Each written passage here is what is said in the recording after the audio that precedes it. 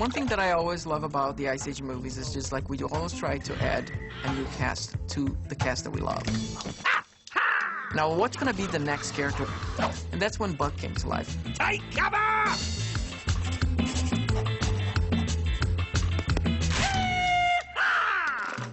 Buck is a weasel who has been down in the sort of prehistoric underworld for quite a while on his own. He's the only mammal in this kingdom of the dinosaurs, and it's driven him a little bit crazy. I woke up one morning married to a pineapple. An ugly pineapple. Buck has basically taught himself to survive in this hostile environment. He's like a little Rambo, but he happens to be a sort of weasel. Buck is, yeah, he is the epitome of superhero. There's no kryptonite involved. He is infallible. He is the best. He is like Indiana Jones for the prehistoric era. He's everything that Crash and Eddie want to be, and more. Knows all, sees all. They're in awe of this guy. He's a total, like, kind of crazy, military, Green Beret, little rascal. And so they find this guy that they just love and they adore and they kind of worship, you know. So they get into more trouble, but now they have a guy that they actually respect. This is awesome! I think the fun part of Buck was actually really coming up with a backstory for him, coming up with, like, who is Buck? Buck didn't start too much being the weasel. Like, he was, at one point, he was a possum, he was the cousin of Ellie or something like that. We explored the possibility of his being a badger or a wolverine. We thought it'd be fun if he was a weasel because they weren't quite sure whether he was real or not, and Manny in particular was a little bit skeptical. Buck, when exactly did you lose your mind? Buck's definitely out of his mind. He's just been alone for too long. He speaks to the trees and to the shrubs. He has relationships with stones. He talks to pebbles frequently. Hello? Yeah, no, I can't talk right now. Yeah, no, I'm trying to recover a dead sloth. He's maybe a few sandwiches short of a picnic.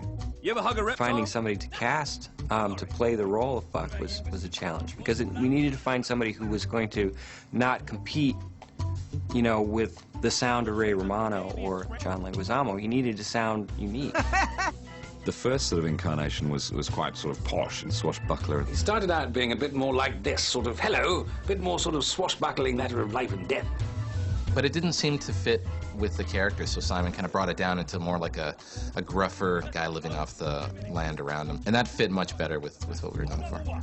Always listen to Buck. The idea of playing him was exciting because he's such a sort of a force of energy and as quite a chaotic character. And they sort of wrote him like Robin Williams / Daffy Duck. I mean, he was just crazy and bouncing around all over the place.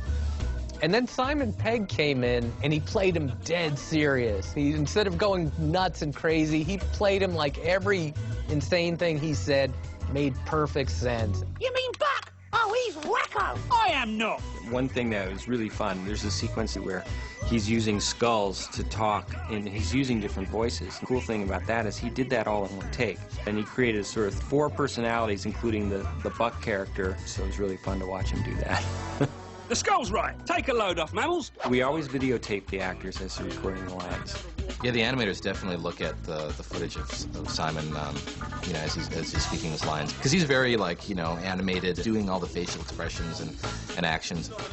It actually encourages you to really use your whole body. If you just stood there and just used your voice, you probably wouldn't get the same performances. The animators can look at that and think, oh, that was quite nice, let's use that, or whatever.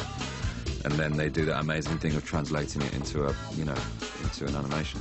I'm always so impressed with animators because they create performances out of thin air with drawings and with renderings. It's something that I can't even comprehend, and I admire enormously. Animating Buck is, I think, an animator's dream. There's so much range that he has in his personality and his style of movement. Buck's a weasel.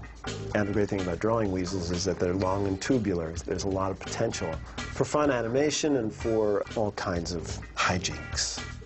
Buck has the ability to twist around in any direction and be very comfortable standing with his spine twisted around. We like this idea that Buck had sort of a very twisty and bendable spine, or he can get down on all fours, or he can also kind of bend like an inchworm sort of shape.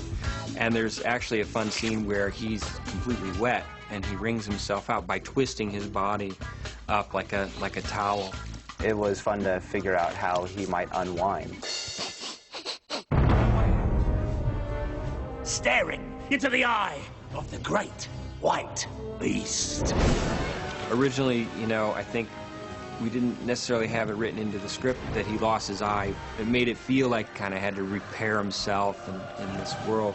So now he's almost like that scar created an obsession almost between him and this gigantic white dinosaur. It's interesting with Rudy and Buck in that their first exchange took on a sort of biblical edge because Buck lost an eye and Rudy lost a tooth, which Buck wears with pride. He quotes the old adage but gets it slightly wrong: an eye for a tooth. An eye for a tooth, a nose for a chin, a butt for a... Well, it's an old saying. We kind of played off this idea, sort of a borrowed idea, that Buck has this sort of relationship with Rudy that's not too different than Ahab and Moby Dick. So Moby Dick is this great white whale, and we decided to sort of apply that same kind of idea to Rudy. Hello, Rudy. I don't know if Rudy's really involved in that relationship. He just wants to eat Buck, but Buck kind of sees him as his sort of, you know, his Moriarty, as it were. We played around the different endings, but we always felt that the most satisfying way would be if he managed to fulfill his dream, which was to face off Rudy. Better luck next time, Snowflake. He is happy in that world. He'll never survive again back in the Ice Age. I'd love to see him come back in some form or another. But one of the thematics of the movie is that the people need to find their place within the herd. I forgot what it was like to be part of a family.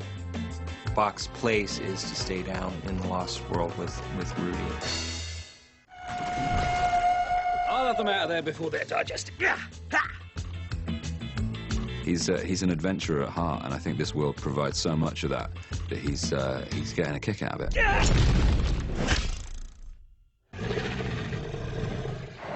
Pop goes the weasel!